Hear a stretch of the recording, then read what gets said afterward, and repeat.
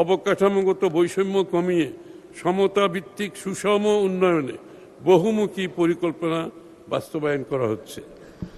মাননীয় স্পিকার, এবারের বাজেট প্রণয়ন ও সরকারের মধ্যমেয়াদী নীতি কৌশল নির্ধারণে বাজেট পূর্ববর্তী অংশীজনদের সাথে ধারাবাহিক আলোচনায় প্রাপ্ত সুপারিশসমূহ সক্রিয় বিবেচনায় নেওয়া হয়েছে। বর্তমানে সীমাবদ্ধতা ও চ্যালেঞ্জ সত্ত্বেও আমরা মনে করি নতুন বাজেট অর্থনীতিতে ইতিবাচক পরিবর্তনের সূচনা করবে।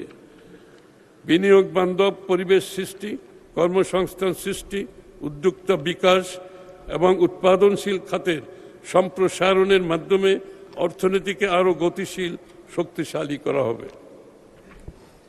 আমাদের লক্ষ্য এমন একটি অর্থনৈতিক কাঠামো গড়ে তোলা যেখানে বেসরকারি খাত হবে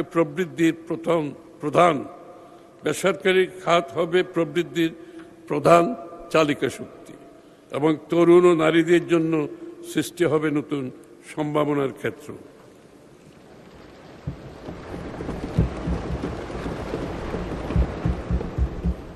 মাননীয় স্পিকার, আমি এখন 2025-26 অর্থ বছরের সম্পূরক বাজেট আলোচনা করছি। সার্বিক রাজস্ব আহরণ ও ব্যয়ের অগ্রগতি বিবেচনায় চলতি 2025-26 অর্থ বছরের বাজেটে কিছুটা সংশোধন ও সমন্বয় করতে হয়েছে। সংশোধিত বাজেটের একটি সংক্ষিপ্ত বিবরণী পরিশিষ্ট ক এ সরণি 1 হিসেবে সংযুক্ত করা হয়েছে।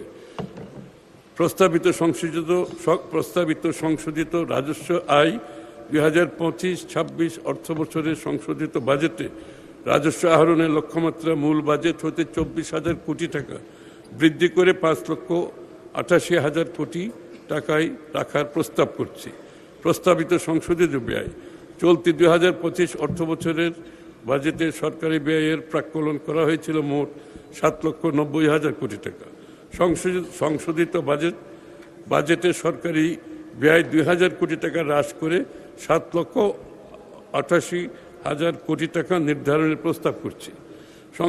সংশোধিত বাজেট ঘাটতি ও অর্থায়ন চলিত অর্থ বছরের বাজেট ঘাটতি প্রাক্কলন করা হয়েছিল 2,26,000 কোটি টাকা। রাজস্ব আয় ও ব্যয়ের সার্বিক অবস্থা বিবেচনায় সংশোধিত বাজেটে ঘাটতি প্রস্তাব করছি 2 লক্ষ কোটি টাকা, যা জিডিপির 3.3%।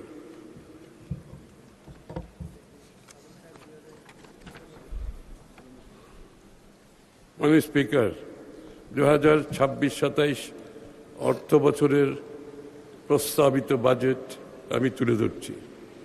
মাননীয় স্পিকার, এই পর্যায়ে আমি আগামী 26-27 অর্থ বছরের বাজেট কাঠামোর উপর আলোকপাত করছি। আগামী অর্থ বছরের জন্য প্রস্তাবিত আয় ও ব্যয়ের একটি চিত্র পরিশিষ্ট ক এর সারণী 2-তে বিস্তারিতভাবে উপস্থাপন করেছি। প্রস্তাবিত রাজস্ব আয় আগামী 2026-27 অর্থ বছরে মোট 6,95,000 কোটি টাকা রাজস্ব আয় প্রাক্কলন করা হয়েছে, যা জিডিপির 10.2%। এর মধ্যে জাতীয় রাজস্ব বোর্ডের মাধ্যমে 6,04,000 কোটি টাকা এবং অন্যান্য উৎস হতে 91,000 কোটি টাকা সংগ্রহ করার প্রস্তাব করছি। প্রস্তাবিত ব্যয় আগামী 2026-27 অর্থ বছরে মোট 9,38,000 কোটি টাকা ব্যয় প্রাক্কলন করা হয়েছে, যা জিডিপির 13.7% এবং বিগত অর্থ বছরের বাজেটের তুলনায় 1,48,000 কোটি টাকা বেশি। বার্ষিক উন্নয়ন কর্মসূচিতে মোট 3 লক্ষ কোটি টাকা সহ মোট উন্নয়ন ব্যয় 3,16,075 কোটি টাকা এবং পরিচালন সহ অন্যান্য খাতে 6,21,925 টাকা বরাদ্দের প্রস্তাব করছি। 925 কোটি টাকা বরাদ্দের প্রস্তাব করছি। আমরা ক্রমান্বয়ে বাজেটে উন্নয়ন ব্যয়ের অংশ বৃদ্ধির পরিকল্পনা গ্রহণ করছি। সে লক্ষ্যে 2026-27 অর্থ বছরে মোট উন্নয়ন ব্যয় চলতি অর্থ বছরের বরাদ্দ সংশোধিত 27.27% থেকে বেড়ে 33.70% উন্নীত করার এবং পরিচালন ব্যয় অর্থবছরের 72.73% থেকে কমিয়ে আগামী অর্থবছরে 66.30% নামিয়ে আনার প্রস্তাব করছি। এখানে আপনারা লক্ষ্য করবেন, এখানে আমরা পরিচালন ব্যয় কমিয়ে আনছি এবং উন্নয়ন ব্যয় বাড়াচ্ছি। এই ধারাটা আমরা অব্যাহত রাখতে চাই। বার্ষিক উন্নয়ন কর্মসূচিতে বরাদ্দ প্রদানের ক্ষেত্রে মানব সম্পদ উন্নয়ন, জ্ঞানভিত্তিক সমাজ বিনির্মাণে অপরিহার্য শিক্ষা, স্বাস্থ্য, বিজ্ঞান, গবেষণা ও প্রযুক্তি খাত ও তৃণমূলের মানুষের অর্থনৈতিক ক্ষমতায়নকে অগ্রাধিকার দেওয়া হয়েছে। পাশাপাশি বিনিয়োগ ও টেকসই উন্নয়নের জন্য প্রয়োজনীয় ভৌত অবকাঠামো উন্নয়নেও বিশেষ গুরুত্ব আরোপ করা হয়েছে। বার্ষিক উন্নয়ন কর্মসূচির খাতওয়ারি বরাদ্দ পরিশিষ্ট ক এর সারণী 3টে তুলে ধরা হয়েছে।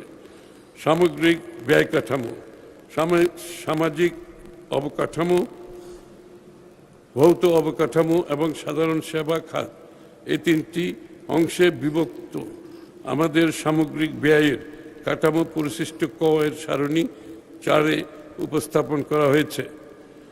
প্রস্তাবিত বাজেটে সামাজিক অবকাঠামো খাতে মোট 2,79,001 কোটি টাকা বরাদ্দের প্রস্তাব করা হয়েছে, যা মোট বরাদ্দের 29.74%। ভৌত অবকাঠামো খাতে বরাদ্দ দেওয়া হয়েছে 1,74,988 কোটি টাকা, যা মোট বরাদ্দের 18.66%। সাধারণ সেবা খাতে প্রস্তাব হয়েছে 2,45,117 কোটি টাকা, যা মোট বরাদ্দের 26.13%। সামাজিক খাতের বর্ধিত সর্বোচ্চ ব্যয় প্রস্তাব সরকারের নির্বাচনী প্রতিশ্রুতি অনুযায়ী শিক্ষা, স্বাস্থ্য ও সামাজিক নিরাপত্তা কর্মসূচিতে অগ্রাধিকার দেওয়া হয়েছে। মাননীয় স্পিকার, চলতি 2025-26 অর্থবছরে যা ছিল 1,18,000 কোটি টাকা, অর্থাৎ আমরা ব্যাংকিং ব্যবস্থা হতে ঋণ গ্রহণের পরিমাণ আগামী অর্থবছরে 6,000 কোটি টাকা হ্রাস করার প্রস্তাব করছি। আমরা ক্রমান্বয়ে মাননীয় স্পিকার ব্যাংকিং খাত থেকে ঋণ নেওয়া কমানো শুরু করেছি। আশা করি এই ধারা অব্যাহত থাকবে। এই টাকা প্রাইভেট সেক্টর বিনিয়োগ করতে পারবে, এই জন্য আমরা এই অর্থনৈতিক কর্মকাণ্ডটা খুব সিরিয়াসলি আমরা ধারণ করেছি। ফ্যাসিবাদী সরকারের সময়ে ব্যাপক হারে ঋণ গ্রহণের ফলে দেশের ঋণ ও সুদ পরিশোধ বাবদ ব্যয় অত্যধিক পরিমাণে বৃদ্ধি পেয়েছে, তাই বাজেট ঘাটতিও বেড়েছে।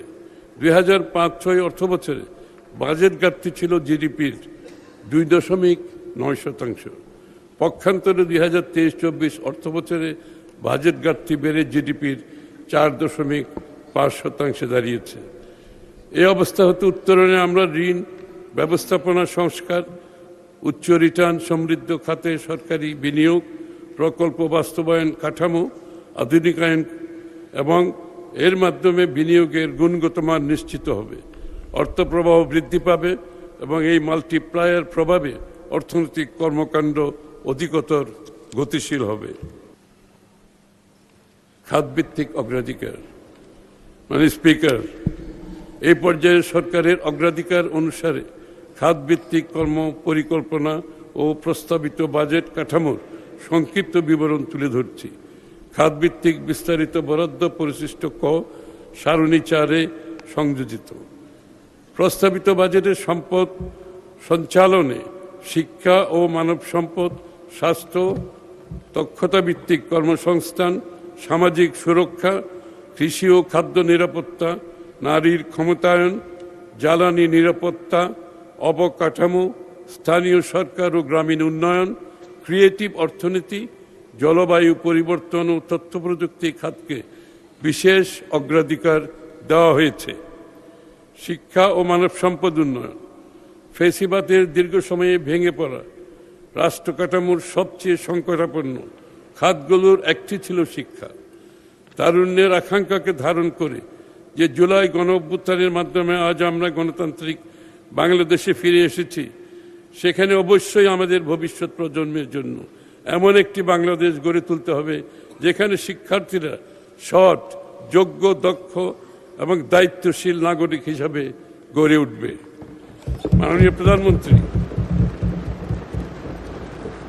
মাননীয় প্রধানমন্ত্রী তারেক রহমান শিক্ষা কারিকুলামকে রূপান্তরের উদ্যোগ গ্রহণ করেছেন, যাতে শিক্ষার্থীদের মধ্যে নৈতিক মূল্যবোধ, সামাজিক দায়িত্ববোধ, নেতৃত্বের গুণাবলী এবং মানবিক চরিত্রের বিকাশ ঘটে।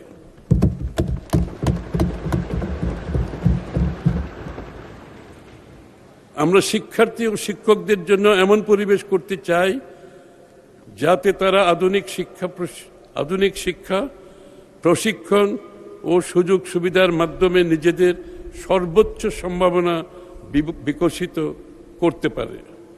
আমরা শিক্ষা খাতে সরকারি বিনিয়োগ পর্যায়ক্রমে ও ধারাবাহিকভাবে বৃদ্ধি করে জিডিপির 5% উন্নীত করার লক্ষ্য নির্ধারণ করেছি।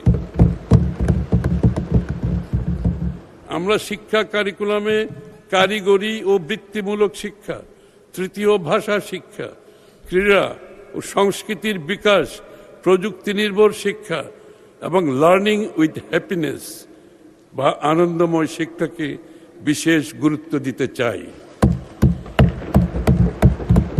আমরা সেই কাঠামো গড়ে তুলতে চাই যেখানে একজন শিক্ষার্থী তার নিজ মেধা, পছন্দ বা আগ্রহ অনুযায়ী দক্ষ কারিগর, প্রযুক্তিবিদ, কৃষি উদ্যোক্তা, গবেষক, শিল্পী, শিক্ষক, ব্যবসায়ী, ক্রীড়াবিদ কিংবা অন্য যে কোনো পেশায় সমান মর্যাদা ও সাফল্যের সঙ্গে নিজেকে প্রতিষ্ঠিত করতে পারে। প্রতিষ্ঠানসমূহে শিক্ষার্থীদের সুপ্ত প্রতিভা বিকাশে ক্লাবভিত্তিক সহশিক্ষা কার্যক্রম যেমন বিতর্ক, বিজ্ঞান মেলা, সাংস্কৃতিক অনুষ্ঠান, সাহিত্য চর্চাকে উৎসাহিত করা হবে। বাংলাদেশকে একটি দক্ষতা ভিত্তিক অর্থনীতিতে রূপান্তর করতে ষষ্ঠ শ্রেণী থেকে পর্যায়ক্রমে সবার জন্য কারিগরি শিক্ষা চালু করা হবে। শিক্ষাক্রমে বাংলা ও ইংরেজির পাশাপাশি বাধ্যতামূলক তৃতীয় ভাষা যেমন জাপানিজ, কোরিয়ান, ম্যান্ডারিন, আরবি, ফ্রেঞ্চ, জার্মান ইত্যাদি কারিকুলামে অন্তর্ভুক্ত করা হবে। এই লক্ষ্যে আমাদের সরকার তৃতীয় ভাষা জ্ঞান সম্পন্ন শিক্ষার্থীদের মধ্য থেকে সেই সকল দেশে উচ্চশিক্ষায় গমনেচ্ছুদের 10 লক্ষ টাকা পর্যন্ত ঋণ সুবিধা প্রদান করছে। মেয়েদের জন্য বিনামূল্যে স্নাতক পর্যন্ত শিক্ষা সম্প্রসারণ করা হয়েছে।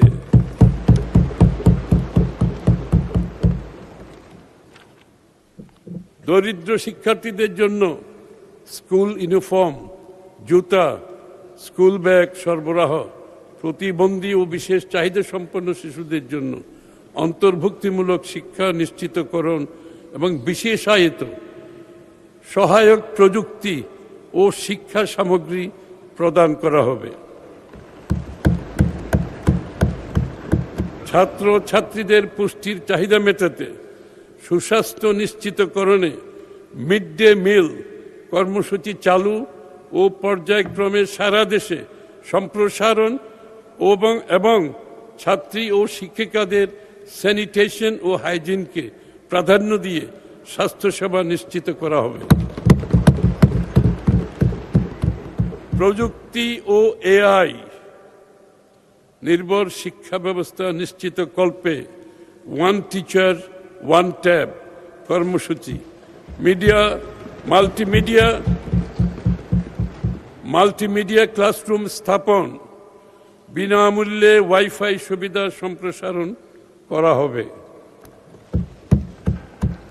শক্তিশালী ইন্ডাস্ট্রি একাডেমিয়া সংযোগ, অ্যাপ্রেন্টিসশিপ ও ইন্টার্নশিপ সুবিধা এবং স্টার্টআপ চালুকরণের মাধ্যমে উদ্যোক্তা তৈরি করা হবে। আমরা ব্রেইন ড্রেইনকে ব্রেইন সার্কুলেশনে রূপান্তরের লক্ষ্যে কাজ করছি। বিদেশে বসবাসরত বৈশ্বিক জ্ঞান, দক্ষতা, অভিজ্ঞতা সম্পন্ন উচ্চশিক্ষিত বাংলাদেশিদের দেশের শিক্ষা ও গবেষণা ব্যবস্থার সঙ্গে সম্পৃক্ত করার উদ্যোগ গ্রহণ করেছি। সরকার গবেষণা ও উদ্ভাবনে গুরুত্ব প্রদান এবং কার্যকর পৃষ্ঠপোষকতা নিশ্চিত করবে। আমরা মাদ্রাসা শিক্ষার্থীদের ধর্মীয় শিক্ষার পাশাপাশি বিজ্ঞান, গণিত, ইংরেজি ও তথ্য প্রযুক্তি শিক্ষার মান উন্নয়ন, কর্মমুখী প্রশিক্ষণ কর্মসূচি চালু করতে চাই। আমরা শিক্ষা খাতে আগামী অর্থবছরে শিক্ষা খাতে বরাদ্দ জিডিপির 2% উন্নীত করে মোট 1,36,606 কোটি টাকা বরাদ্দের প্রস্তাব করছি।